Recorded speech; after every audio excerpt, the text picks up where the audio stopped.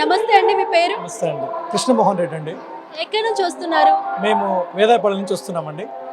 అవును, మరి ప్రతి సంవత్సరం వస్తూ ఉంటారా? శివరాత్రి అంటేనే శివయ్యకి ప్రత్యేక పూజలు, అభిషేకాలు అన్నీ జరుగుతూ ఉంటాయి. భక్తులందరూ ఉపవాసాలు ఉంటారు, స్వామివారి దర్శనం చేసుకుంటూ ఉంటారు. ప్రతి సంవత్సరం వస్తూ ఉంటారా? వస్తూ ఉంటామండి.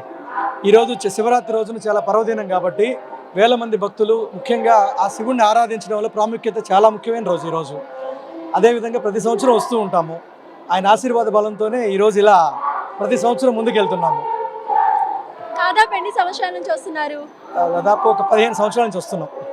15 సంవత్సరాల నుంచి ప్రతిసారి శివరాత్రి అయినా, కార్తీక మాసం అయినా, సోమవారం అయినా శివయ్య దర్శనం కోసం వస్తూ ఉంటారు.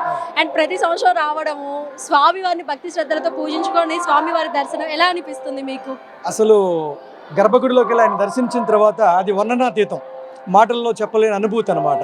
దేవుడి యొక్క విశిష్టత అనేది ఎవరు వర్ణించలేం.